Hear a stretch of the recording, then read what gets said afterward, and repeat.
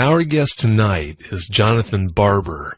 Jonathan's a dogman/Bigfoot investigator from Meaford, Ontario, Canada. He's got a lot of encounters to share with us tonight, so let's not waste any time bringing him on and getting right into the action. Jonathan, welcome to Dogman Encounters Radio. Thanks so much for coming. Oh, you're very welcome. Could you give us a brief bio on yourself? Well, I'm 36. I'm from Meaford, Ontario, Canada, which is about 2 hours northwest of Toronto. Well, I live in a cozy little small town, really. Where you live in Canada, what is the terrain like there? Well, the ground is pretty much mostly rocks and stones. A lot, if you go into the woods, you'll encounter a lot of round, bigger boulder stones and smaller ones. And then there's, of course, lots of nice grassy long patches as well, and lots of forest. Canada is one of those places where if you travel through Canada or you fly over it, you'll notice for hours you can go over forest for like 2 hours and not even see anything but more forests. And as you come into South Ontario, it's closer to probably that of like maybe Michigan. Is there a lot of up and down with the topography there? Yeah, there is a lot of hills. Yeah, actually. Mm-hmm. I figured as much. What was the first time you heard about dogmen? Oh, that had been about, actually hearing the term dogman and what that creature actually is. It must have been maybe 5-6 years ago, maybe, probably closer to 5. It was through mainly Linda Godfrey is when I heard a lot of these stories.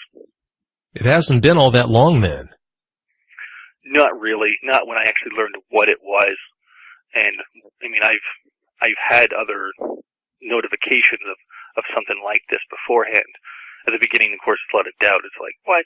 And then later, you learn more and more, and then all of a sudden, I listened to a radio show, and Linda Godfrey was on it talking about these things. And click. I was going to ask you if the first time you heard about dogmen, if you laughed at it.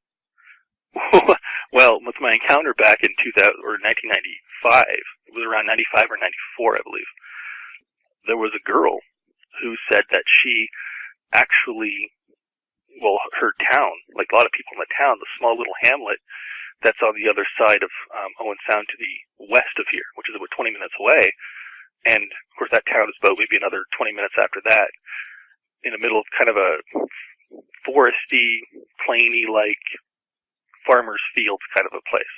And there's different streams and rivers and different things like that connecting. And she said that there's a werewolf ran out right in the middle of the town, which is pretty much just, a street to them, right? And everyone saw it. And I laughed at her. I thought it was a joke. I was like, are you kidding me? Right? And no, it turns out that she was serious. She had this serious look on her face. She was actually kind of shocked that somebody would believe her, and I thought she was just screwing around. And that's the one thing that stuck in my head, but I didn't believe her, though. That's one of the most frustrating things about it. You didn't know better back then, but I talk to so many people that see these things, and they talk about the reactions they get the first time they share it with someone.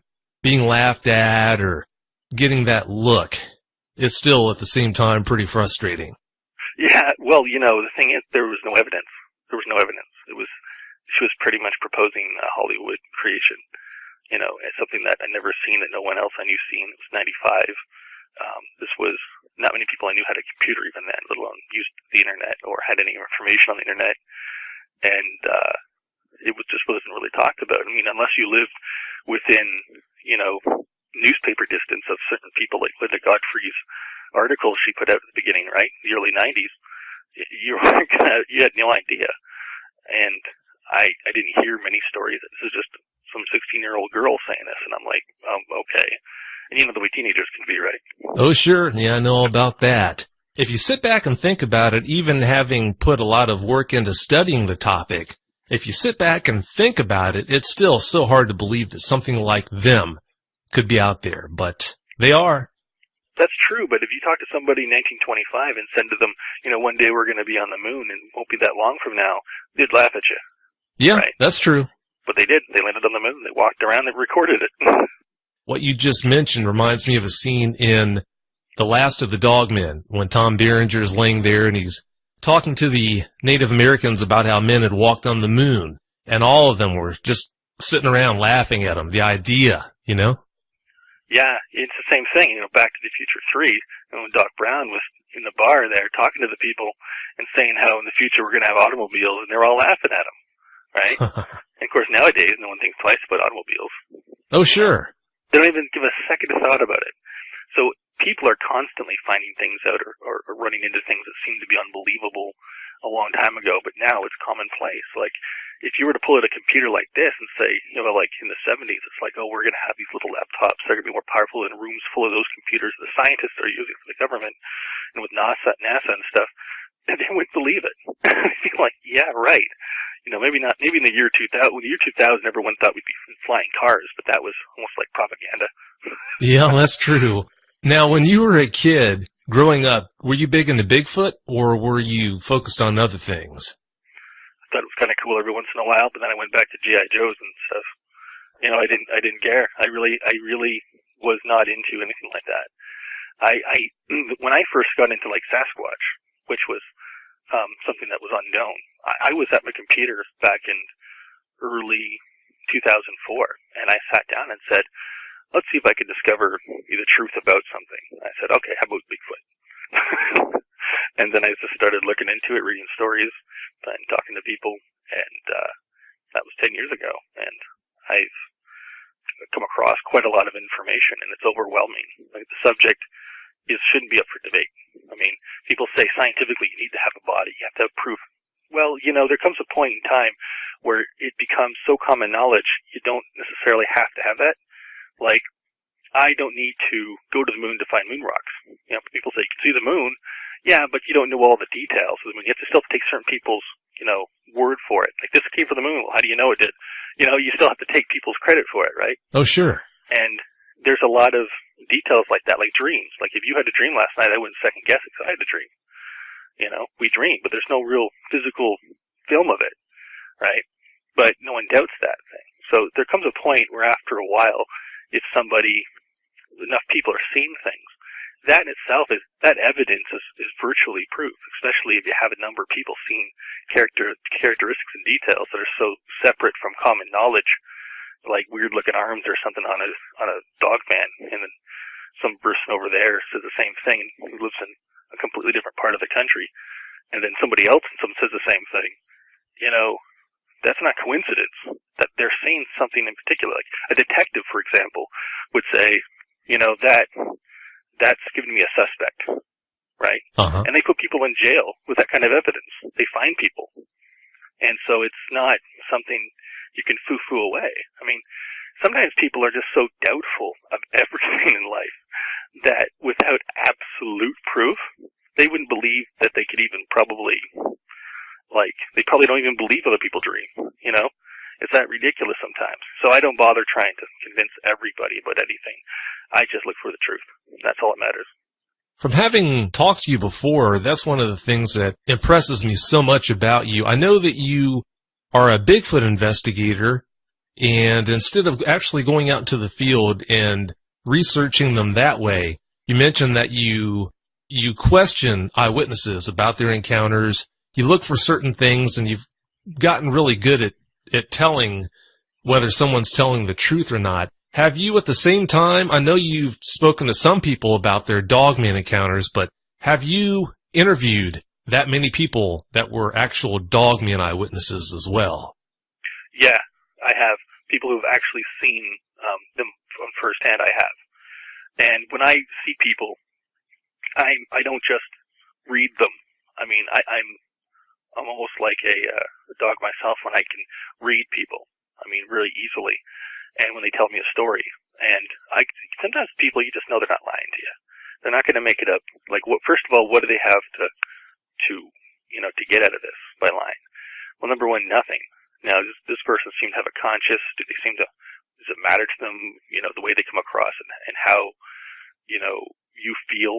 And do they seem to always want to go for accuracy and truth about things? You know what I mean? Like, do details matter to them, or are they just trying to lofty, trying to go through something? Like, they just kind of they want the glory for it. They don't really want to get into details because they know they can get busted on details. That makes sense. You know? Well, yeah, I mean, it's an art form, really. I mean, people know that, and if you spend enough time with people, and you read people enough, you can start to really sort them out. And I'm not the only one, of course. It's not like I'm a unique person with a unique gift or anything, but I work with every detail that I have and every little piece I have to work with. We know a lot about lions. And how many of us have actually went to Africa and watched lions? Not many, right? Now, there are experts who will tell you stuff that unless you go there, you probably won't see them for yourself. That's true, right? But there are people out there, there are kids who go to school who do stories, well, not stories, but like little projects on things about lions. Like I did this on cats when I was a kid, and I did talk about lions and tigers when I was in grade 6. And I had so much information, and it's so detailed that you could clearly see that my information was accurate. But I never went to Africa because I listened to people who were there, who had the experience, and I just knew who to listen to. Because half the time, who do you listen to? It's very important to know who to listen to, and it's people who've been where you want to be, and they have what you want, which is experience. And so I listen to those people. And a lot of the time, you can tell there's a lot of people who collaborate with each other who've never met each other. And I actually have people that I've ran into, and they have come to me not knowing I knew anything about, Dogman or anything like that. And that blew me away. And it's happened a number of times. And it started back in 93, or 94-ish, or 95. I'm a little fuzzy on the year. I think it was close to 94. Well, that's the same tactic that I use a lot of the time to tell if someone's trying to pull a fast one or if they're actually talking about a real encounter that they had. Mm-hmm. And it is remarkable, like you and I talked about the other night on the phone, how some of these qualities jump out at you where you almost know that these people that you're talking to at the moment aren't lying. Why would they come up with such unusual descriptions for what they say that they saw? That's good that you use those tactics. Now, before we get into the stories that the eyewitnesses you've interviewed have shared with you, is there a long history of Dogman encounters in your area? Other than what I've come across, the closest one that I could ever think of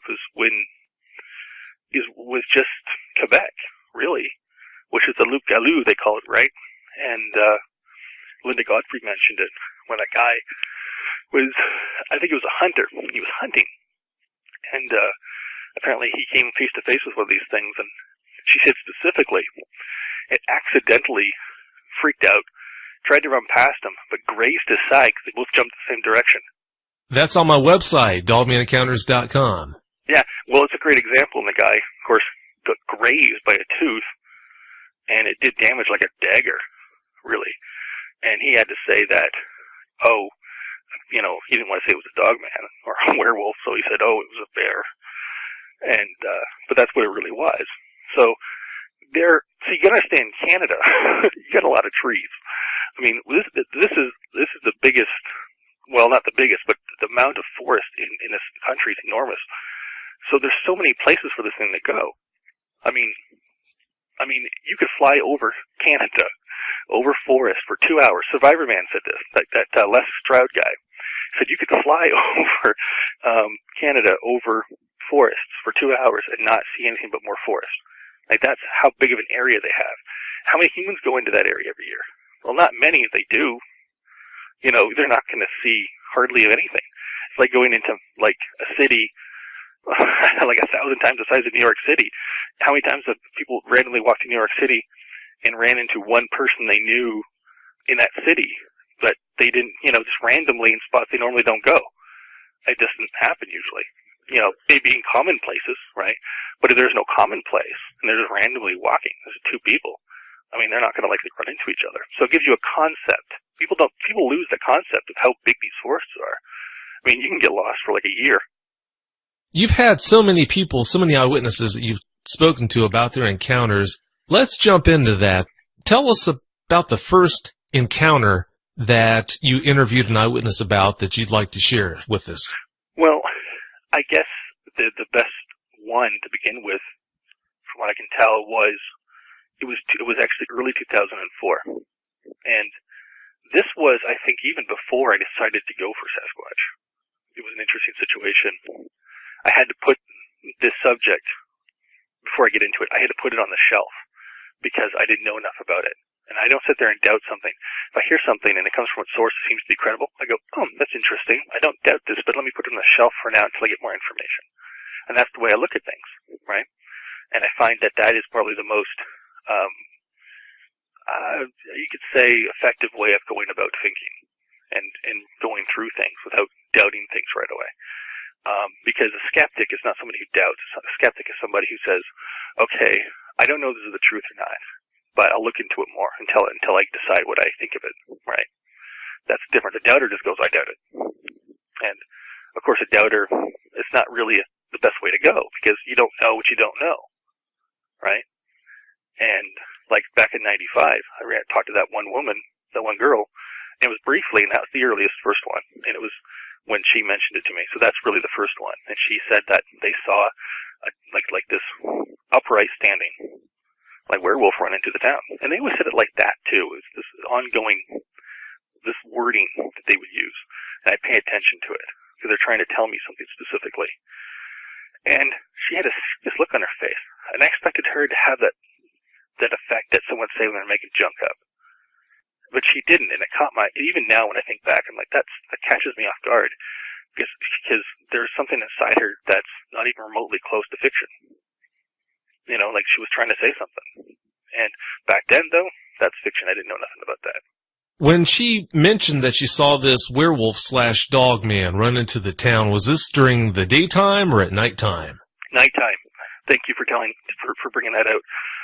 Good question, because I didn't mention that, and it was nighttime, and she said a bunch of people saw it. There was a bunch of witnesses, and it was like everyone saw it, she said. But then again, I heard, like, that was like almost around 20 years ago, and you know how many people I heard talking about it? Nobody. But it's interesting, though. I mean, this was about, from me, this is probably about an hour and a half away from where I live now, right? And from this town, so it's not unlikely. And this thing could have easily ran through something like that and just realized, oh, this is a population, I better keep going. So it's not something that might not have done. Every animal on the planet has done something goofy. Including me. Me too. I thought I was the king, you know. But no, the thing is, that's what happens. So it's not unlikely so some people say, oh, we would never do that. Well, there's a lot of things I said I would never do, and I did it, you know? Like, I wouldn't have a second piece of pie, and I regretted it because, you know, I was already stuffed after Thanksgiving, you know? Did she mention any clear motive it might have had for leaving the woods and heading into a populated area like that? It was pretty cut and dry. It was like, it ran into the middle of town, and everybody saw it, and then it took off, and that was it. So it was probably like it walked out and took the wrong direction. It came out, or it was cutting through somewhere, or maybe it was chasing something. There was no details because I was too busy laughing because it sounded ridiculous. Because back then, the idea of anything like that was ridiculous. You know, because it wasn't even my radar. Like the idea of that it's like saying something like a flying man was flying around or something. It was preposterous. I mean, you know, because it sounded like something somebody would have made up, right? Because it was so far-fetched from what I know is normal. And back then, world's different from the way I was back then. I mean, like, my God. You know, it's like, I don't even know how to compare it. I mean, if you ever watch Doctor Who, it's like the first Doctor compared to the most recent one and all the ones in between. I mean, there's a lot of changes, you know. So back then, I was a person that would have not have believed of that because I didn't have enough evidence to back it up. And for someone to boldly come out and just say that, it sounded, you know, preposterous back then, though. But nowadays, there's so much information. Well, you know, now it's like if I had that information now, I would be going, wait a second. And then I would sit down and talk to her because there's a lot of funny stuff going on. Like you said, you didn't know much of anything about it back then, so no one can blame you for responding that way. I know right now you're kicking yourself for not knowing more. Well, yeah, I mean, what really, though, could I do? Because back then, there was nothing to go by. I didn't know her. I never saw her again after that. because she probably lived way over there and went to another school and stuff. And I never met her. She had no credibility. She just went up to a stranger and said this. So that sounded like something somebody would make up if they're going to talk to a stranger about it. So, but it's amazing though, because the one thing I picked up from her though was that she seemed so serious even after that. Because normally if someone laughed and you made something up like that seemed that far-fetched, you would have laughed too. No, okay, never happened. They would have had some kind of crack about it. They would have socially opened up to some degree, letting it out. But she didn't. She was standing there like the laughter caught her off guard. Like I didn't really laugh in her face. I mean, I was like kind of talking to myself, going, "Yeah, I don't think so," because there just wasn't enough information. So that's how that laid. So it was something that just ran out in the middle of the town, and then people saw it, and it took off. So it was kind of like this must have been cutting through some woods and came out in the open, and didn't realize what was really around, because a lot of these towns you have buildings that are surrounded by trees, and behind the trees there's more trees, and then you have fields, right? And if it's dark, you could easily have something running through the woods, think it's a farm, and think I'm going to run to the farm, and then no, it's a town, and there's people around, and it's like, oh god, and then keep running, So it's not. It's actually, you'd think it would happen more often almost, but it makes sense to me that actually could happen, and probably did. Let's move on to the next encounter that you had, or you heard about from an eyewitness. Yeah, this one is really interesting. You're going to love this, because this is from a woman that I was seeing her for a while, and she was a person who hated the idea of lies. She was very, very strict person. She was a mother of two. She was a very strong woman. She was very serious-minded. And you could joke around for a bit. She was great that way, but she was very serious-minded. Her values were very serious. She hated lying. She hated things like that. If somebody was an idiot, she couldn't stand it.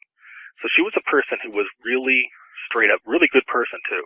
Very honest. Honesty was a big deal with her. Someone lies to her once. This is the kind of law she has. Someone lies to her once, she'll never talk to them again. So you can't lie to this woman. And this woman she is that stand up. And I knew her for a while before she said anything to me. And I mean, I've even met her too. And she really was a wonderful, and is a really wonderful woman. And I was talking to her one day, and I said something that set something off inside her. And I can't remember exactly what it was. I might have said something about Sasquatch as a joke, because it was in the back of my head before I really thought about it, right? And she got quiet and did something uncharacteristic of this woman. She said, I'm going to tell you something, but I don't think you're going to believe me. Which are words you wouldn't expect to come out of the mouth of somebody like this. And I laughed. I'm like, are you kidding me? You wouldn't lie about anything. It's like a religious person, like a priest or something, wielding a gun or something. It's just not going to happen. Like in a bank or something. You know what I mean? Like, it's uncharacteristic. It's not something that's going to happen. And with her, by the way, it seemed almost that extreme, because she really wouldn't sit there and lie to you, give you a tall tale. She's a very stand-up, straight-up person. And she said, well, you know that best friend I have? And I was like, yeah. She said, well, you know how we're like sisters. We never lie to each other. We're very stand-up. We've known each other forever. I'm like, yeah, you two were pretty much family. Yeah, I understand. And she said, well, she was living over her friend, right? Her best friend, her best buddy, was living over in Alberta. And she was at a party with a buddy of hers, well, a friend of hers. And they didn't do any drinking, anything like that. They weren't doing anything like that. They were there. And then they left. And they got in their car and they drove away. And it was a guy who was driving and she was on the passenger side. And this was interesting because they were driving down a road that was one of these long stretcher roads in Alberta, like not a very big populated place. Not exactly sure where.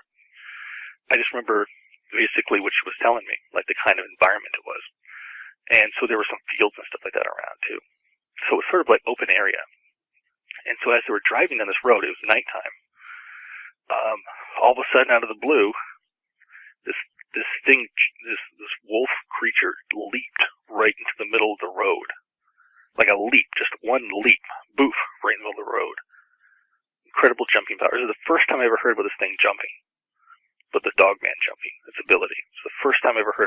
woman's mouth. This one, by the way, didn't really even have cable television back then.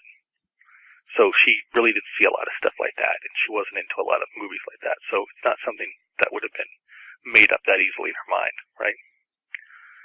So she was saying this thing jumped out in the middle of the road, like pretty much one leap. They hit the brakes, and this thing was actually about 7 feet tall, she said. It had ears, it had the whole nozzle thing, the snout. It had a tail, it had the canine feet, everything, the whole thing. But it was like 7 feet tall, and she said this one phrase, which really caught my attention. She said, this looked like something out of the movies. It looked like a Hollywood movie werewolf. And it looked like it was snarling. Its eyes looked like it was glowing red, like kind of a angry look in its eyes. And the woman was saying how she thought it was going to jump through the windshield and kill them. It was super, ticked off. And for she said about 3 minutes, it was probably a lot less than that. It probably felt like 3 minutes. They thought this thing was going to kill them and jump through the windshield and do it. So it looked like it had that ability. That's what I got from her. This was a quiet night when I heard this. It was like 11 o'clock. And I'm telling you, every little bump in the place was jumping. I was like, my gosh. And she said, no word of a lie. Actually, that's the word phrase she used, no word of a lie. It looked exactly like a werewolf. And then after that, it leaped off off the road and into some field and took off. And she tried to get more information from her best buddy. And she said whenever she tried to bring it up, her friend would just start bawling. And she said she can't. The funny thing is, she did mention the eyes. The eyes freaked her out. They were like some kind of it's almost demonic, angry, reddish look. They didn't glow. Like, they weren't like a flashlight. They were just like, they seemed to have a red look to it. It could be from the car. The car's lights could have had an effect. The red part of the lights on the car. That could have had an impact on the eyes. So it might have made it look the color off. So that's a possibility. But still, though, it didn't add or take away from that angry look it had on its face. And it looked like you took its pups and threw them into a field yourself. I mean, that's how angry it looked. Like you were tossing its puppies around like hacky sacks. Like, if you imagine how angry that would make something in the wild. Bear, like, that's how angry it looked, she was telling me. And then it took off. And so this woman, she's traumatized. This woman needs some kind of thought-field therapy tapping or something, because she would burst out bawling about it whenever she brought it up, and she knows that the woman I was seeing, she knew her friend went live with that. The guy she was with, she wasn't too sure, but he saw it too. They both saw it together, and she said she didn't know what to make of it. But to her, though, even her, she was like, who would believe me? Like the friend I was seeing, and the one I was seeing, and even she was like that. Who would believe me? Because it's so far-fetched. I mean, who would? Right? I mean, even though she's known for never lying or embellishing or anything like that, this woman's about the truth. So after we were done talking, I immediately, by myself, went to my computer.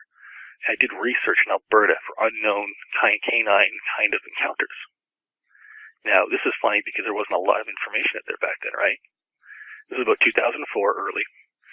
And what was really interesting was that I found information about natives who, back about 150 years ago, actually would encounter a creature like this. And it would sneak into their camps at night and kill their dogs. This is what I was reading, a historical thing on the natives encountering this creature, and they had an Indian name for it, which I don't know exactly what it is, but I couldn't remember it. But there are people probably that are native that might be listening right now that might know what that is, and they may want to share that sometime. It wasn't a Shobachito, was it? It might have been.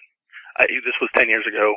It could have. I just know it wasn't slap you happy. I know it wasn't something funny like that. It was something, like that, like you said, something that I wouldn't remember. Their names are always so cool too, the greatest, coolest names, and I can't remember them. But apparently, what happened was when the hunters would find and track down this creature and kill it, they said it screamed like a man. That is creepy. That's what I read. I'm telling you verbatim. You know, and I was in a quiet apartment reading this, and I was freaked after reading that, because this was the kind of characteristics. Like it said, it went into their camp, their places where they had their teepees and stuff. It killed their dogs. I mean, we know about Dogman killing dogs. So I mean, this is a historical thing that happened 150 years ago. This is what it would do. And the natives were able, because they're great expert trackers, you know, they have great ability. They were able to track the thing down and kill it. And it screamed like a man. Ooh. So it added a lot of credibility to her when she already had a lot of credibility. So this woman was the example of credibility to me, personally. What's the next encounter that you heard about when you interviewed an eyewitness? I should mention at this point that these are people that have come to me, and they didn't know that I knew anything about Dogman or anything about werewolves. It was weird and kind of fluky that they did. Now, they knew that I was very open-minded, so that's probably the reason why they did, and I didn't judge them for it. And we would talk about things that are different, but we'd never go into cryptic stuff, so it was always interesting. Not ever, I shouldn't say that, because there's one particular woman that I was talking about Sasquatch, and then she went to it, but I'll go to that after. Well, the next one, this is now we're going to start hitting home, okay? This is around here. Ooh, okay. All right. It shakes me up, because now I'm talking about things that are in my circle of life, okay? These are things that I've not necessarily interacted with personally, but other people have within my circle. It's sort of like a story that took place around where you live. And I could easily interact and become part of the story, and I sort of do later. So I had a friend. He's a very serious guy. He's the kind of guy where I haven't went into detail with you about this guy, but he's the kind of guy where if you went to his Facebook, he didn't let you put silly stuff up, you know. He's a serious guy, but he still loved a fun-loving guy, right? But he didn't like that. He didn't like a lot of silly stuff. And he was pretty smart, and he went to University in Toronto and stuff like that. He had a couple of other friends I knew, too, and I knew them personally. We hung out quite a few times. And, well, one day, him and his other buddy, we were going back bush, and we were going to have a campfire. It was basically around maybe 8 of us, maybe 9 of us. And we went back there, and we were walking in the trails, and he said to me, hey, there's something I got to tell you guys, but I can't tell you till I'm drunk. And we all kind of chuckled. It's like, oh, well, why not? It's like, he just shook his head. I just can't tell you until I'm drunk. I just can't do it. And it turned out it was because of his courage. I mean, the guy's not a coward, but he needed to be in that kind of situation before he could open up. Like, that's how effective this affected him personally. And we all kind of like, okay, whatever, right? Like, maybe, I don't know what this could be about. But anyway, later, about 2 o'clock in the morning, we're all sitting around a campfire, and he's toasted. He's done. I wasn't drinking or anything like that. I was just enjoying the campfire with everyone else. And everyone else was kind of lightly drinking, but he was, you know, he was a little bit over the top. And I said to him, okay, now you're nice and drunk. Can you tell us what happened? And he was like, oh gosh. I mean, that was his mannerisms, right? He's like, all right, I'll tell you. Now, I had a best friend who was there, and he was sitting next to him, and I was watching his expressions and reading him as he was reading him. And he said, okay, I'll tell you. He said, it was 1999, and it was around, I don't know if it was late spring, early fall, or the summer. I don't remember. I don't think he mentioned it actually, but I know it wasn't wintertime. They were driving back from that next town over called Owen Sound, which is west of here. It's about 20 minutes away. And between here and there, it's a lot of farmers' fields, forest, and rocks and hills, right? And sometimes you do run into, there's cows, sheep sometimes. There's actually a sheep farm outside facing this direction, over there. And I think halfway through there's a chicken farm somewhere. There's a lot of that stuff around. And so this road is kind of long, and it winds, goes up and down. And it's a highway, Highway 26. And it comes right to our town from the other town, straight on. And so they're driving, and about halfway, and they said they weren't on anything or doing nothing like that. They were straight, completely, wide awake. They just came back from the movies, actually. And they were driving, and they just kind of turn and look to their left because it catches their eye. And there's this, he said this one thing in this one way, which really caught my attention. He said, no word of a lie, it's like something from the movies. Sound familiar? It was a werewolf. Like in every detail you can imagine a werewolf looking like. And it was running beside the vehicle on two legs. On two legs?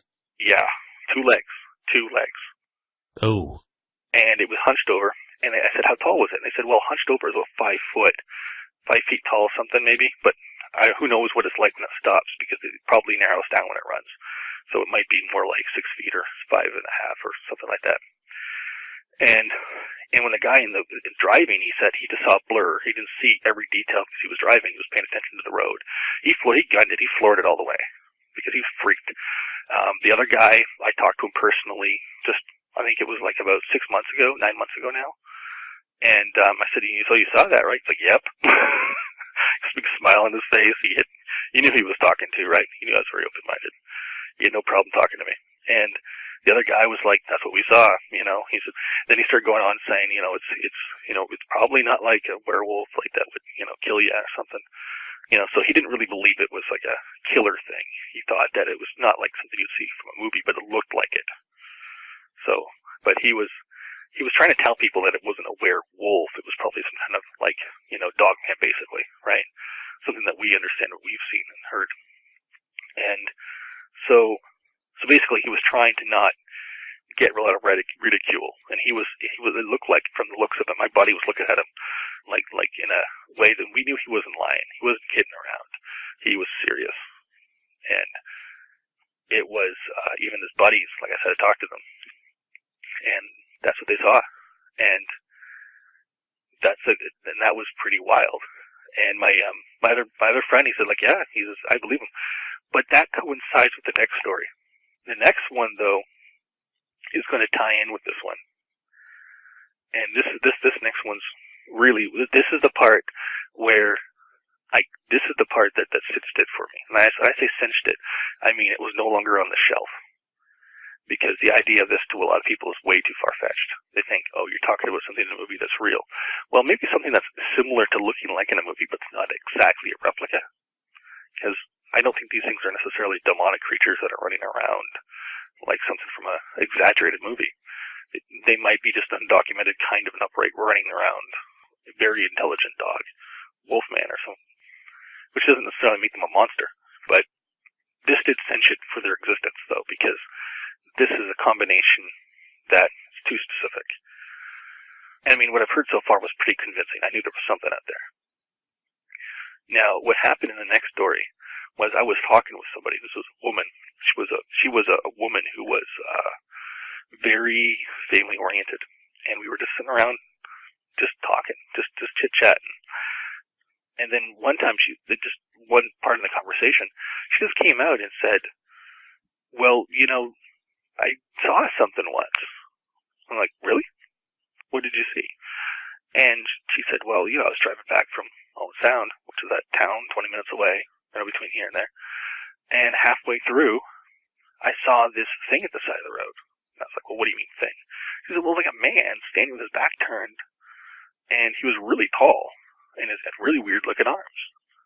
Which I've heard that from someone I was talking to about Dogman in the States. He said it had weird-looking arms. It's one characteristic that popped out to them from a distance. Which, if you're a gumshoe, like a detective, that usually means, suspect, right? That's something. That's not a usual characteristic. And she said, then it turned around, and she said she realized it wasn't a man. It had a thin waistline and big shoulders. And then it did have like a canine like legs and everything, and it just took two striding leaps across the road. It was gone. And she said it went right in front of the car. I said, "Well, how big was it?" She said, "Well, standing, it was about 7 feet tall, but it was."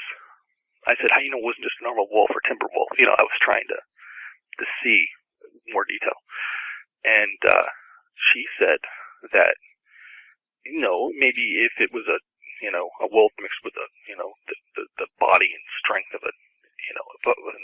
horse. So, you can have an idea of the kind of muscle this thing must have had. And she said this was not like anything I've ever seen before. And it was really big and intimidating. And I said, well, what do you think it was? And she went into detail, and you could see her kind of going around in her mind as she was talking. Basically, she was outlining a werewolf kind of a creature, like the way she was talking. I said, and then I just kind of came out and said, you mean kind of like a werewolf? She's like, yeah, like that. I'm like, are you sure this is what you saw? And then I actually kind of said something that I wanted to sort of kind of pull her out in the open, and I said, oh, how do I know you're not lying with this?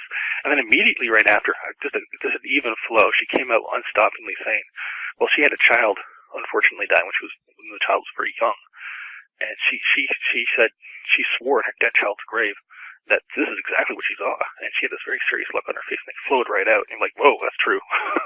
You could read it. Anyone could. And she said that, and I was, wow. And so she said that was the summer of 1996. And what these people, my other friends saw earlier, on the same road, the same spot, was 1999. So that's 7 years apart, which makes sense because now you have a creature that's 5 feet or so, or almost 6 feet. Now 7 feet, it's like a group almost. It's like you can see a growth thing there. I mean, maybe it's not. Maybe they're two different things, but, it's not unplausible, right, for something to grow over a period of 7 years. No, it's possible. It definitely could be the same one. I think there are so many more of these things out there in the woods than most people realize that the chances of that being the same creature are pretty slim. I'm sure there's no shortage of them out there in your area, but that is a pretty creepy story. But I want there to be a shortage in my area. I don't blame you. Thanks. Well, the thing is, though, this is like the same area as these other guys said. And they don't go around telling people. This guy had to wait till he was wasted before he told like very close friends. Like he wouldn't say a thing until he was that way, and we had to be close friends, or else he wouldn't have said anything to anybody. Like that's the way he is, and that's the way he showed himself. And this woman, she doesn't go around talking about stuff like that. And they wouldn't know each other. They're two different worlds apart. Like literally don't even live in the same place either. And they mentioned the same area, the same kind of creature. I mean, if you had two witnesses from two different places who saw something happen, the same spot, but they were from two different locations and they didn't even know about each other, and you were a cop, you have your guy. Let's get him convicted. That's exactly what they would do. This situation is not much far different. And around here, by the way, you don't have wolves the size of horses running around. It didn't look like a horse. It had that kind of size and strength that she was trying to get across and detailed. She said it had the whole features.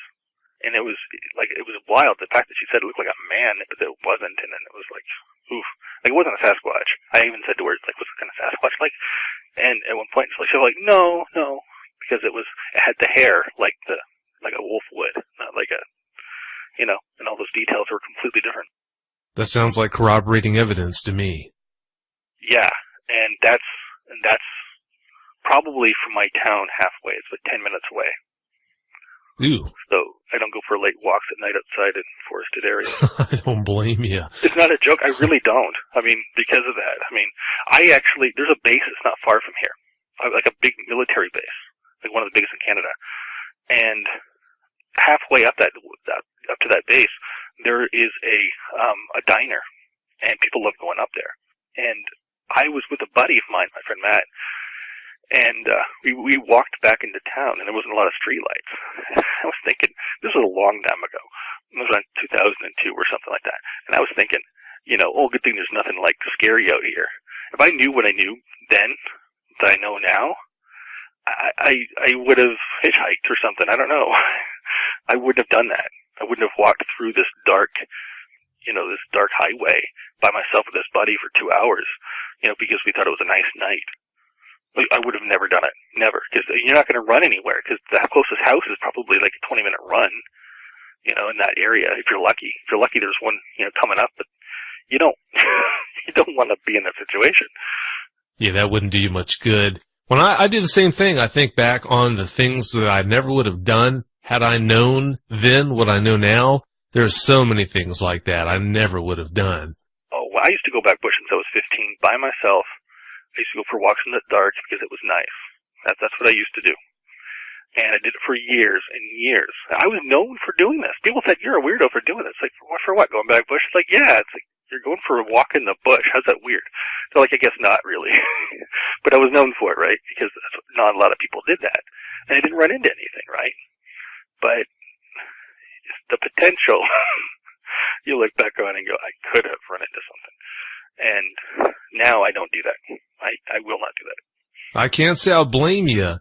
Moving forward, John, could you tell us about the next encounter that you heard about from an eyewitness? Since then, I was talking to a woman who lives in Oregon. She's a good friend of mine. Her name's Melissa. And she has 3 children. She's a good, down-to-earth woman. She's very nice, very moral. She's one of these nice people that doesn't understand lying. She understands honesty and saying things the way they are. And she doesn't really even think about any other way of thinking. Like, we all know people like this. Like, if you're talking to, somebody like, you know how you talk to a kid, and the kid's telling you the truth about something, and they only seem to be one of these kids that just spills the truth no matter what? They almost don't even know how to lie. Oh, yeah. She's like that kind of person. She doesn't even know how to because there's no point. And she's very straightforward. And she doesn't have a need to. She feels happy the way she is. And so, she's an extraordinarily credible person. And her story was very interesting. I was talking to her about Sasquatch. Now, of course, what about Sasquatch? I don't know. I don't even remember because what she said afterwards completely made whatever I was saying go away. I was saying, well, what do you know about, stuff like, Sasquatch? It's like, do you know anything about, like werewolves? I was like, what? Right? And, it's like, who was she talking to? How did she know that? And it's just another person who came out to me. This is the part that's weird. Most people don't have multiple witnesses just come out to them when they don't know anything, like when they think that you don't know anything. And that's bizarre, but it happened. Like, this is what actually happened to me. And I know that sounds fishy and strange too, but oh well, it's just the way it is. I mean, it did happen. People just feel they can come out to me and talk to me about stuff, it seems. So she did. She said she hasn't even told anybody about it. She said she just didn't feel like she could. And I said, well, I know a bit about it. And well, the story though was really wild. She found herself around 11 o'clock at night with her son. It was her other sons were already in bed, and her one kid. Just one of these kids, I guess, just didn't really go to sleep. He just wanted to stay up or something. And so they were standing in the living room doing something. And she lives in northern Oregon, and there's a lot of trees in the area, stuff like that outside her house.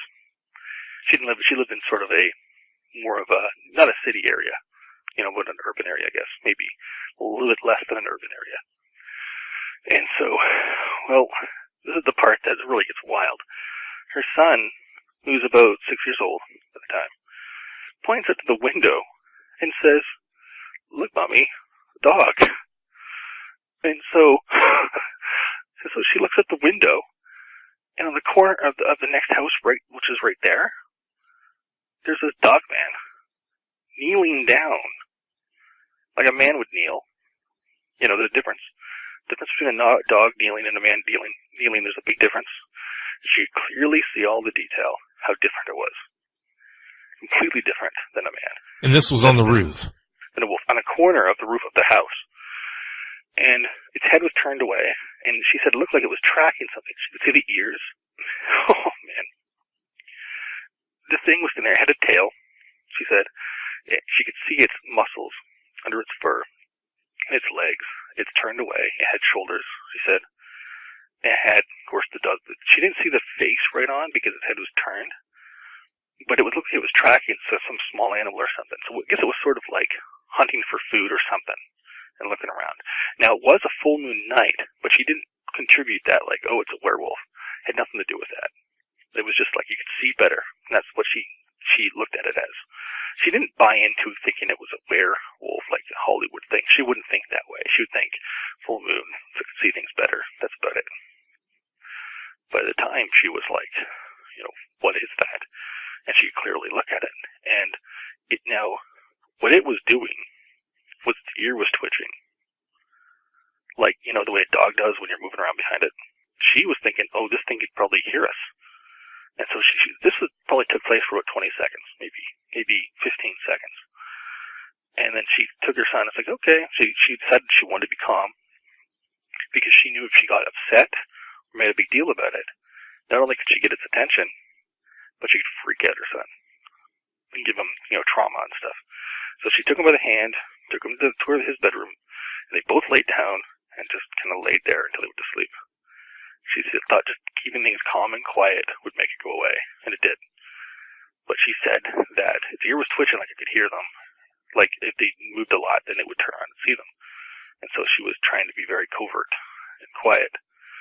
But, she was like all wide-eyed, like, wow, we just saw something. And there's not really any street lights around that area either.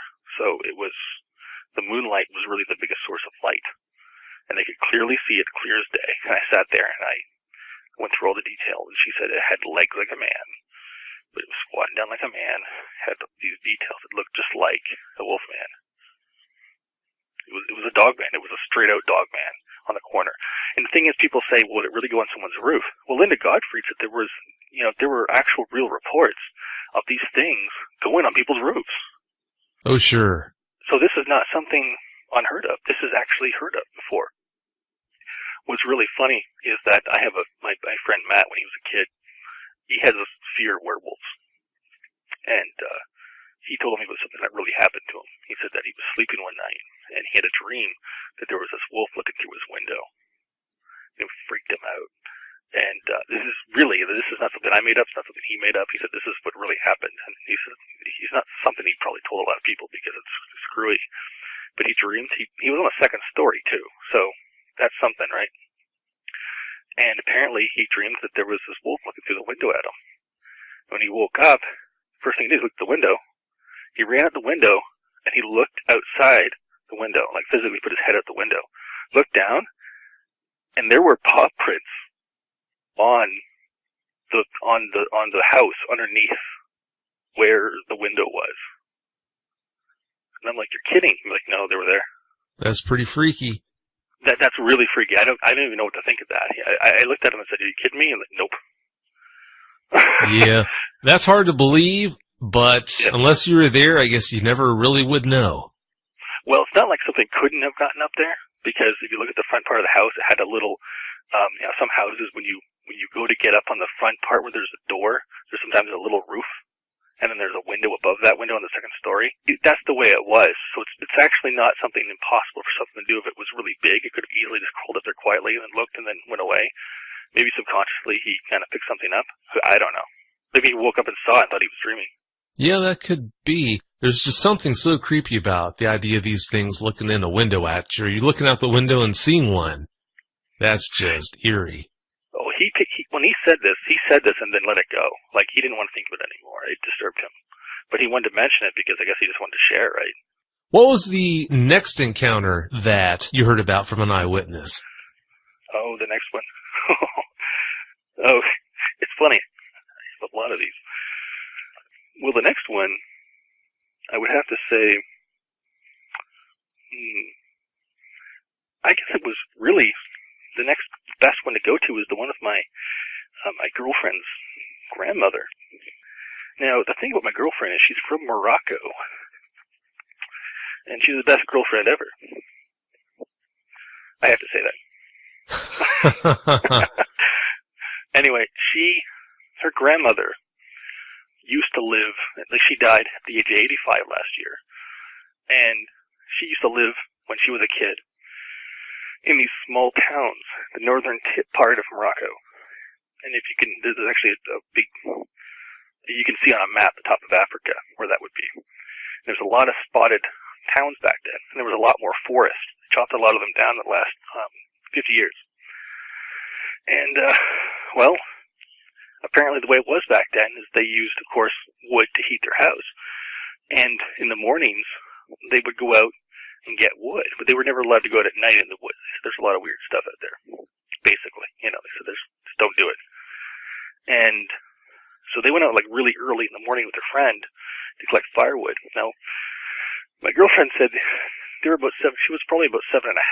This was around 1935, roughly, she said. And that's what they would do.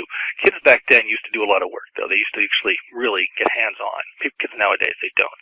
Their hands-on is usually in a video game. But back then, they were really into stuff like that. So she went out there with her friend to collect some firewood, and they encountered a dog man. It ran up to them. It was 7 feet tall. She said all those details. There it was.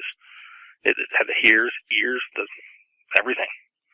Tail, dog's, the size, the dog legs, the snarling. But the thing is, she said what it did was it ran up, snarled at them, and then it turned its back and started walking away. And when she told me that, it sounded like it was telling them, go away, but you're not really a threat. Or, I don't really care. Because you're probably going to run away anyways, because you're little and tiny. And they did. They ran away. Thank goodness it left them. Yeah. Well, apparently that's what they would do with females. Women that ran into women, they turn around a lot, just run away, because they didn't feel they needed to do that much to scare women. That apparently. And my girlfriend said about 2 months ago, she was maybe 3 months ago, maybe it might have been 3.5. She saw a documentary in Arabic talking about dogmen. And a lot of people in the West are not going to be able to understand a documentary that's mostly in Arabic and Berber or Moroccan, I'm not sure which it was. She could understand it because she speaks like 5 languages. And it was talking about Dogman. It was talking about a lot of the things they found about Dogman, about the Egyptians, some of the writings about them. Actually, have you heard about the invulnerability of Dogman, how it doesn't seem to die? People shoot it, nothing happens. I have heard about that. Actually, in episode 1, Chris and Mike came on and talked about shooting one 3 times and it didn't die. Yeah, people got to go through all your videos and listen to them. They're fantastic. Thank you. I love your audios are great. I mean, I've listened to quite a few, and yours got addictive very quickly. Very professional. Thank you. You're very welcome, and it's deserved. You know, it's I wouldn't be on here talking to just anybody. That's true. So what happened was that they said in a lot of old writings that these creatures, unless you shoot them and get them, spear them through the heart, spear really. I said shoot them like last time I talked to you. They didn't have guns back then, but they were talking about spears. They speared them through the heart. Then that's the only way to kill them. And back then that would be a real challenge, to have to physically take a spear and kill one right to the heart. And if you don't, it just won't die. And it seems to be almost the case, even nowadays. So you see a parallel there, right? Apparently the Anubis stuff that you see has a lot to do with where that came from, apparently. Now, that might be a theory they came up with or information. I don't know that much detail about that part, but there's the tie-in, apparently. The magicians apparently had this belief that if you could get the Dogman, fur coat, that it had powers. Of course, back then they had a lot of thoughts like that. So there was a lot of information. Apparently there was even a guy in Australia that wanted to hunt one of these creatures in Australia. And he was found dead with his head, pretty much tore off. So that's probably the first encounter I've ever heard of that turned out to be violent. That guy was looking for trouble. I can't imagine, though, someone having the brass to go out and try and actually kill one of these things, especially alone. I actually don't think it's good for a couple of reasons. Not only could someone get killed, but that's their own choice. I mean, people could do anything they want. They skydive to get die, right? But here's the thing. If too many people are out there trying to kill it, and this thing learns that humans are dangerous and always trying to kill them, they may become aggressive and start killing people. Good point. So really, don't make us all look bad by trying to shoot them all the time, because maybe one day down the road it'll be like, this guy probably has a gun. I should get him before he gets me. Animals do think like that. They think they see a threat. They may, in their mind's eye view, they may change a threat from kill it instead of scare it. Because these things, it's like a skunk. A skunk will spray. That's how it defends itself. What does a Dogman do? It scares the heck out of you. Dogman's the master of fear. That's what he is. That's what he is. I think he's the master of fear. He tries to convince you with a shadow of a doubt that he wants to kill you so that you run away from it.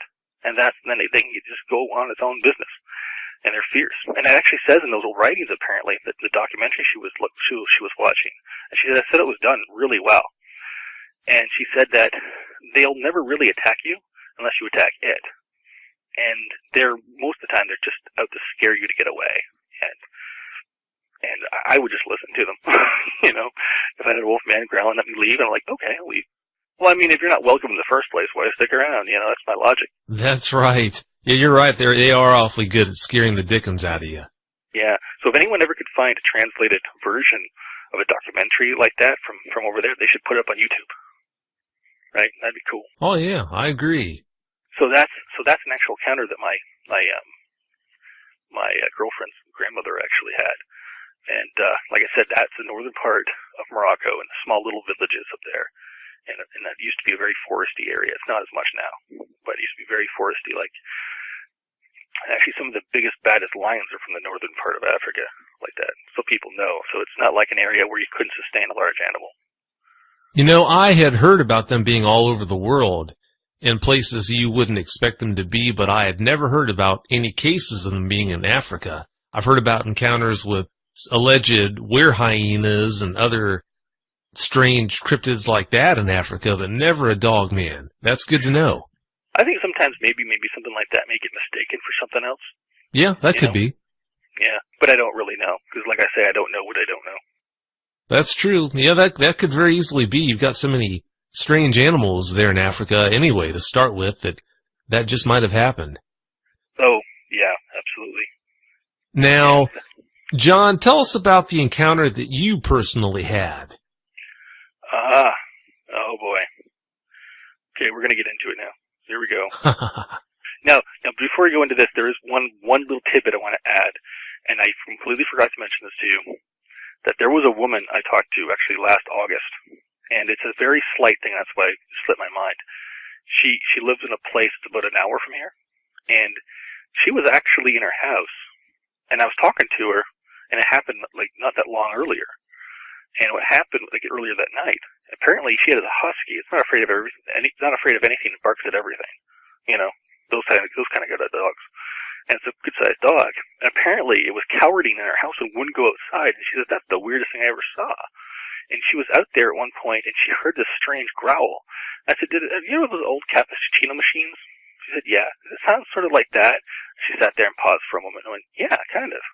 I went, I wonder if that could be possibly something related. Because the reason why I wondered and asked her these questions is because sometimes they would find dead cats around, and they would associate it with these kind of weasels that have been around, right? But they would find them with their heads missing and stuff like that, which is kind of gruesome, right? I said, have you ever seen this happen or seen these weasels? She was like, no. So she was assuming this is what it was. So I'm like, yikes. It's a possibility. You know what I mean?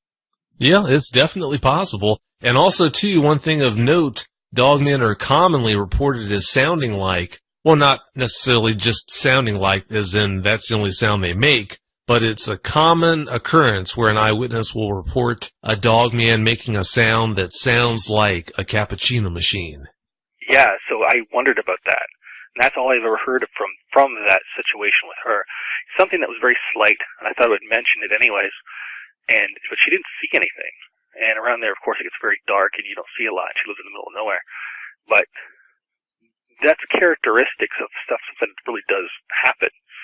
And dogs normally that are like that, they just don't go outside when they don't, you know what I mean? They'll always go outside. Unless there's a real threat.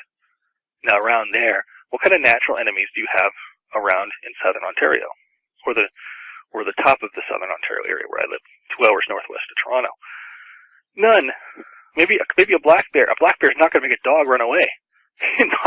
Dogs love barking at bears.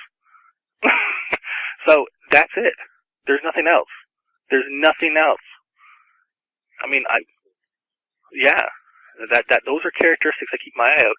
It doesn't necessarily mean 100%. I mean, there could have been maybe the dog had a stomach ache or something. We never know. But it's interesting, right? So there might be more going on around here, just like you said, than what most people realize. Now, the personal story you mentioned. Okay. All right. Now, that means I have to go into my memories and relive it, right? Here we go. Okay. Number one, everything I'm going to say is 100% true. I don't embellish. I want to be as accurate as it actually happened. That's the way I do everything in life. I like accuracy. I like things being as true is my own experience. So I'm basically just going to copy and paste best I can. Okay, the same friend, ironically, who was back camping with us, was watching this one guy tell a story about what he saw between here and then. Here in between Owen Sound, which is 20 minutes away, and where I am living now in Meaford. The friend who was listening to the story, he actually and his girlfriend wanted to go camping. Now, this was the late 90s. I'm not exactly sure when. It's around 97, maybe 98-ish. Could have been. I just don't remember. For some strange reason, I just remember I was around, 18, 19 kind of time frame. And right now I'm 36. So this was somewhere approximately late spring, I think it might have been, or early fall or late summer. I actually don't remember those details too much. I just remember it wasn't too cold, it wasn't too hot, it was comfortable, there was no snow or anything like that. It was nice out. Like, that's what I remember, right? But so the times like that are sort of foggy. But that's the way it is with me sometimes. Sometimes I can remember like right on the dot, like it was like the encounter with the bear, like Buddy and I had. That was the 30th of June, 2008. I can remember that day because there was a lot going on that day, right? And it was a significant date. But this other time was not significant. It was out in the blue. So my buddy and his girlfriend wanted to go back bush camping, and this is nothing new. And my ex-girlfriend, who I was friends with, and she was with a friend of hers, a female friend, and they wanted to come along too and hang out. I wasn't really going to go camping. I just kind of hang out and just, with them for a while, then kind of go back home and just sit around and enjoy the fire, stuff like that. And so I went back there, collected some firewood ahead of time. And so I used to go back bush like all the time. So this is nothing new to me. And so my ex-girlfriend and I, we're good friends. We're good at this point. No negativity between us. So we ended up going back there, and they set up their camps like that. And my ex-girlfriend and her friend were there, and we're hanging out and started the campfire and stuff like that. It was beautiful, nice day, sunny. At this point, though, it was around roughly 8 o'clock, so it might have been actually later, I guess more closer to June, because it was sunny still, around 8 o'clock. But the sun wasn't going to be up forever, though. So we left because my ex-girlfriend wanted to take some pictures around town. She's from London, Ontario, which is about roughly 4 hours from here, like a drive. So she and her friend went around town, took some pictures. It's a nice little town here. I mean, it's a tourist town, right? That's the main motivation for this town, is tourism. So she wanted to take some pictures around town, and she liked it. And I went along, of course, with them and stuff like that, because I live here. And we thought we'd leave my friend and his girlfriend alone for a while to talk and whatever. And so we ended up going up to the local Tim Hortons, which is a coffee shop chain up here. We love it. I ended up having like a hot chocolate or something, and they had some, probably coffee or something. And we talked for a bit, and then around 11 o'clock we were coming back. So they took their time. we were driving back, and they pulled up in front of the forest, and they said, "Oh, we're just gonna go back home." And I was like, "You bum, why? Why don't you come hang out?" And they were like, "Well, we have a 4-hour drive ahead of us, and it's already 11 o'clock." And so here I think they're just being a bunch of bums, a couple of bums, because they're not going to hang out for any longer. And so she does this one little curious thing, and this is part of the story, and you'll see why.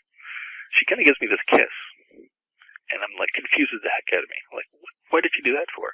Later she told me she was trying to, let me know that she wanted me back, right? So, and then they drive off, and here I am walking. I go back and go into the woods. I start walking through the trails, and I'm thinking in the back of my head, what the heck did that mean? You know what I mean? So it's one of those things where you're trying to figure out what the other person's intention was, kind of a thing. And she was, simply just trying to give me signals. And back then, I was horrible at getting signals about anything, so it confused me for a while. And so I was walking back through the trails, and I didn't have a flashlight or anything like that. I never really needed one. I could just look up the trees and see in between the sky and the trees and have an idea where I am. And I could walk through, navigate pretty good. I naturally had pretty good night vision. And at one point, I'm about getting closer to where they were camping. And they were at what's called the 4th plateau, and I was getting closer to the 3rd plateau. It was like a campsite, basically. And they're sort of like plateaus. They're like when you're up there, when you're on these areas, they kind of vibrate a lot because of the way they're constructed, naturally from nature. And so as I was walking up to this first part of where the plateau starts, it's sort of, you have to climb up about 4 feet on roots to get up onto it. It's no big deal. You can just grab a branch and put your foot up one step and then pull yourself up really easily. No problem. And as I was getting up to that spot, I heard something off to the left. Now, I couldn't see anything because these groups of trees in this one area is so dark. It's really dark. And even in the daytime, if you take pictures into this little small area, you sort of just see kind of like trees in this dark spot. It's like this black dark spot. So all these trees kind of go around creating this dark area. And it's dark anyway, but it's really dark in there. And I just roughly know where I'm going. I can feel my way through. And I hear some movement off to the left. And it sounds like something's moving around, and I hear like a branch break or something. And so I'm thinking, that's probably my buddy. He's probably just getting some, more firewood or something like that, right? Because that's kind of like the area you would go to collect firewood. So it's not really unheard of. It's actually pretty difficult, right? So as I'm walking up, I figure he's going to figure out who I am pretty quickly. And he's probably going to try to scare me or something like that, right? So I'm ready for him. And so I start walking through the middle of the plateau, right, straight through, kind of like I was not really giving whatever it was its space, sort of like. It was fairly good size. I mean, it was whatever it was when I first heard it was probably about maybe 70 feet away. And as I started walking through the plateau, after I got up and I walked up onto it, it was probably closer to maybe 40 feet. Maybe closer to 45 to 50. So it was about 20 foot. I probably crouched about 20 feet onto it when I went up onto the plateau. And it was about 10 o'clock from me if you're looking at the clock, right? So when I first heard it, I was walking on the path. It was sort of like 9:30. Then I kind of turned and went up on the path. And so it was about 10 o'clock in front of me, sort of. And so I started walking.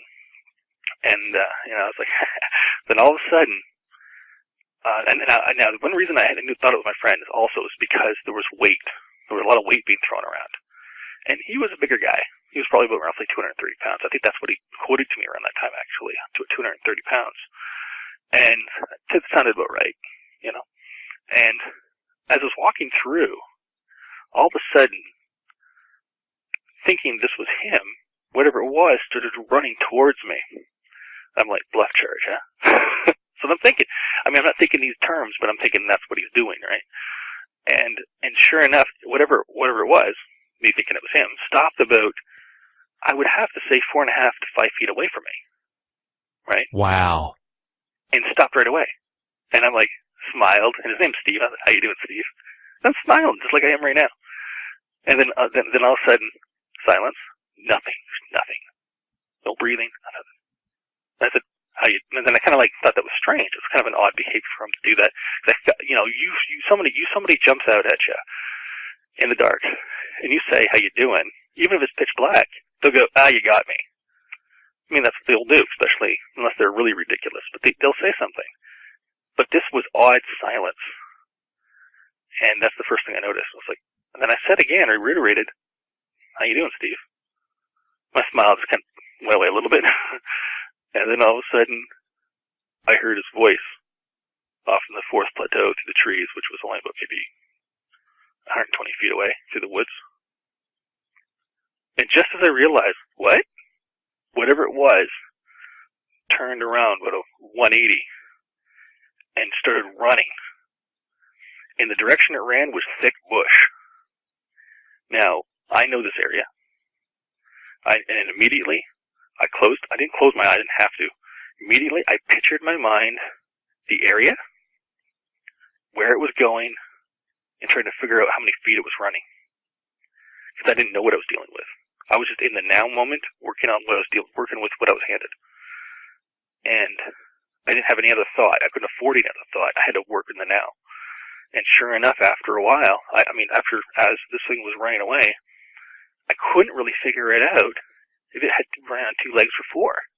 I couldn't figure it out. Usually 2 legs is thump, thump, thump, thump, thump, right? It wasn't like that.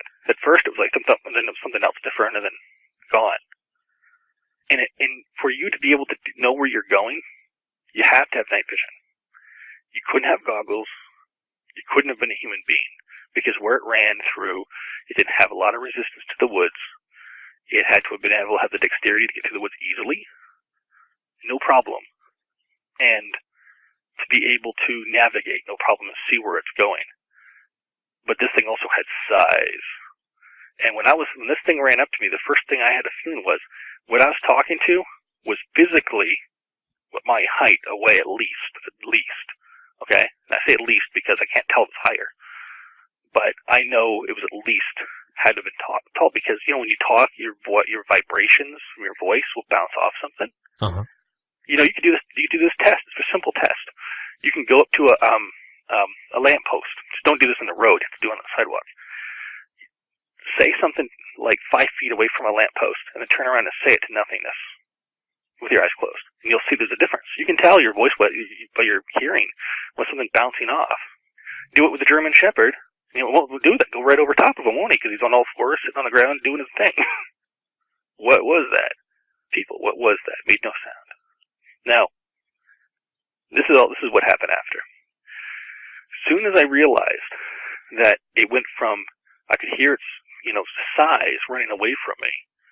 Why it ran away, I'm not 100% sure, but it ran away. It actually, once it went into the woods, in a thick wooded area, which, by the way, I've seen people try to do in the daylight, who couldn't do it, who sounded like an elephant going through a china factory. Snap, crack, bang, pop, bang, crack. Usually it's followed by a bunch of, ow! Because it's hard. You don't run through bush like that. And especially that bush. I didn't do that. We never did that. And so, immediately my mind thought of, this is strange, because back then, a lot of the recent movies like Predator 2 came out.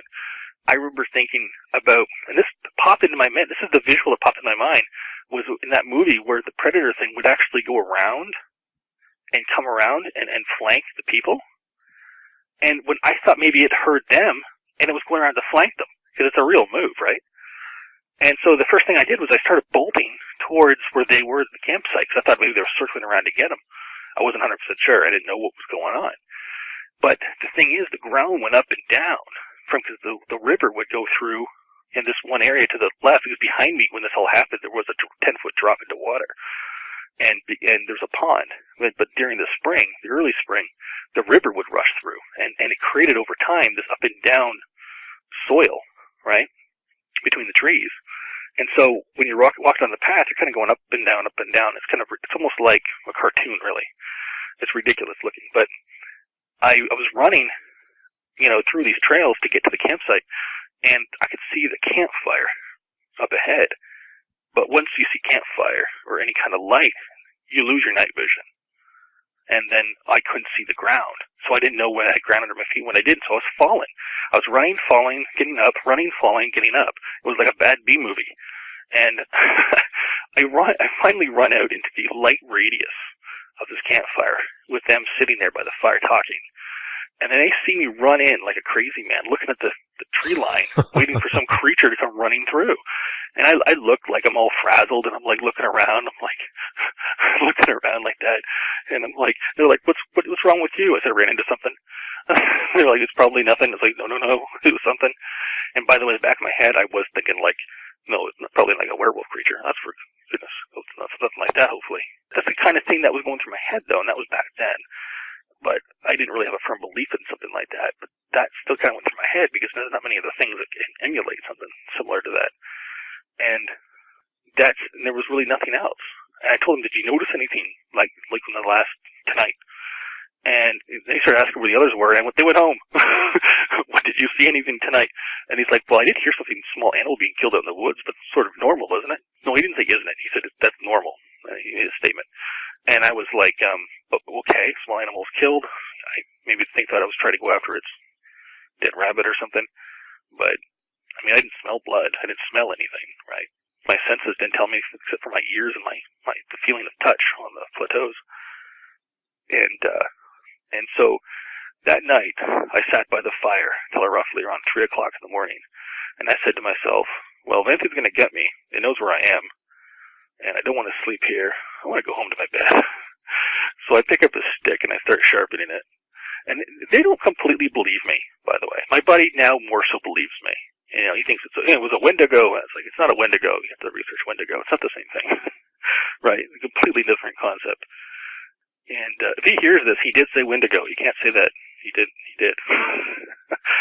And so what I did is I got a sharp stick, and I said, I'm just going to go home. And so I had this short stick. It's, about, 6 inches long, closer to maybe, no, that's small. It was about a foot long. And I started walking back to the trails. I went home, right? I started going through the forest. And, of course, people are going to ask, why would you do that? Why don't you just stay there till morning, right? It's like, well, I wanted to go home. It was probably closer to 2 in the morning than 3, because I knew I had many hours ahead of me still.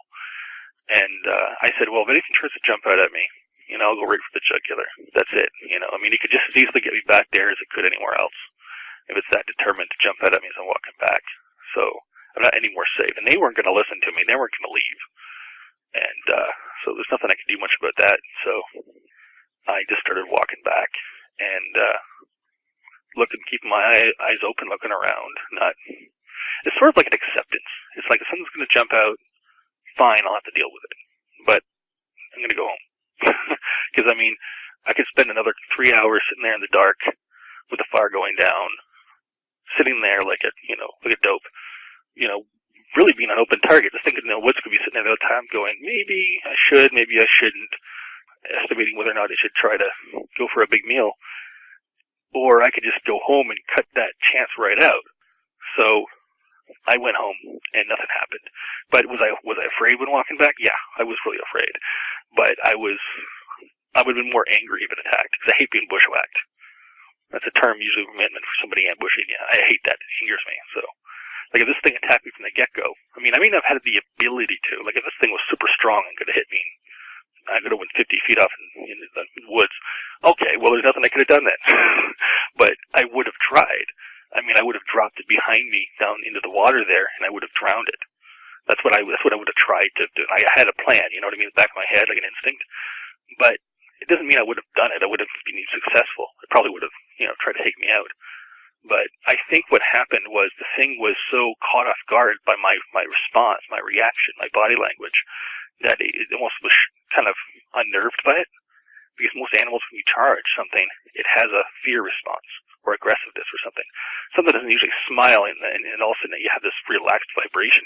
That's weird to a lot of animals. And a lot of animals will stop and go, "What's up with you?" That is a really good point. I've seen shows where lions had caught some type of an antelope or whatever, and instead of it running, it would just stay right there in front of the lion, and the lions almost didn't know what to do. They didn't attack it. I saw that too once a long time ago. Isn't that weird? That is strange. Yeah. So I think that's one of the things, because when it was running at me, first thing I realized there was intention. Now, I thought it was my buddy's intention to scare me. It had a different kind of intention. I don't know what it was. I remember the feeling of it being super bold. Like a person, if they're going to jump out and scare you, that's super bold. But this might have had another idea. And when it jumped out like that, when it ran up to me, it might have been looking to maul me, because it stopped only about maybe, meter and a half away. That's close. Yeah. Well, I thought I was having a conversation with somebody. You're like so close to somebody you're having a conversation with, you're not going to be like 20 feet away from them, are you? You're going to be like within a few feet. Well, this is, I wasn't right next to it, like butting up, but I was about 4.5 feet. But basically the farthest distance you would want to have a conversation with somebody. The farthest distance you can imagine. That's comfortable, socially. And that's what I thought we were doing. Turned out that it was something that was not exactly on the social level. I'd say it wasn't. I'm glad you didn't get a good look at it. I'm glad it was so dark you didn't get a look at it at all. If you would have seen what it was, what I think it was, I think the outcome would have been a lot more different. Yeah, it might have been a lot different. I would have grabbed my friends and yanked them probably across the river and then have us leave some completely strange, unorthodox way away from there. Because if you cross the river and go up the hill, you can go up to some farmer's field and get to another road. And I doubt the thing would have followed like that. But that's what I would have proposed to them if I'd seen something really scary jump out. But there's nothing up here that does this. There's nothing. It wasn't a person. People cannot do this. Even if you had night vision goggles and you thought you were dressed up like a ninja, you couldn't do it. You'd run into sticks. And, I listened to where it went to, And I had a mental map in my head. I knew exactly where I was. That's why I could navigate in the dark so easily. I knew where I was. It's like in your house. You can navigate to your house probably in the dark. Unless you put something on the ground that you weren't thinking about and you step on it. You can navigate to your house in the perfect dark easily. And the woods are usually than your house, but because trees and paths, you know where they are, and you can usually get around. But I'm telling you though, that this was not, a person couldn't do that. They couldn't. It was not a person thing. If a person was there, they would have ran on the trails. That's the easiest road of avenue they would have taken. But with something like a creature, easiest avenue is not necessarily a path. They may see a path in the dark and say, "Oh, I can see where to go," right? And I wouldn't see that as a human to go that direction, though, right? So they have different paths than we would. This is not always the same. Sometimes, but not always. But a human would have ran down by the path. Well, like you said, also, there's the whole sound aspect to it. Whatever it was didn't make hardly any noise, where, like you said, a person would have sounded like an elephant going through there, especially in the dark. Yeah, you would have heard them, definitely, but plus the person wouldn't have charged a stranger like that and then not said anything. I mean, that's just, it's not a human. I would bet my life on it. It wasn't human, because all this stuff, it was impossible. It was heavy enough to be a heavier person, but it was stealthiness. Its ability to go through the woods and to see in the dark was not human. And it was fast. It was fast. It went from where I was into the woods, making next to no noise like an expert. I mean, there are Green Berets that doubt could do that. I agree with you. I don't think it was a person. I think it was something else. I've got a sneaking suspicion of what it could have been, but without you having actually seen it, I guess we'll never really know what it was.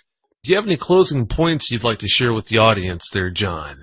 Well, yeah, there's one thing I want to say is that this encounter took place approximately, like if you were to leave these woods and go to where these other encounters were, between here and the next town over, it would take you probably a total of 15 minutes in a car. That's going around the hard way, too. An animal running from there to here directly, they could probably do it almost the same time, taking a shorter routes just on foot. So, I mean, there's not a lot of cut-off spots. There's enough forest and stuff areas to easily get them from point A to point B. And the way the river goes by that area and loops around like a hook, it makes perfect sense that this creature could have been coming down from the waterway, using the path possibly too, and then kind of see them up ahead activity and then go off to the right and then end up where I ran into this thing. It's perfect, actually. That makes perfect logical sense. Yeah, that does make sense. Because it would turn off a bit that way, and that's about where I would encounter it. It crosses right there, because they would have to avoid them. And, if the river turns, it has to turn too, and so does the land. And it turned it right into me. So it's like I caught at the bottom of that hook, where that way a hook would look. Let's see, what else would I say? I really don't think people should go really looking for something like this. If they want to stay in their car and drive around and look around, I think that's pretty harmless at the most. But I'm going to be honest, in that situation I was in, if this thing was a dog man I ran into, and there's nothing in this that does this. Bears make noise. Cougars do not have this kind of weight. They make noise. They hiss. They do all that stuff. Not that there are that many around here, but there's been the odd sighting. But this is not something like that. There's nothing else this could have been. It wasn't a person.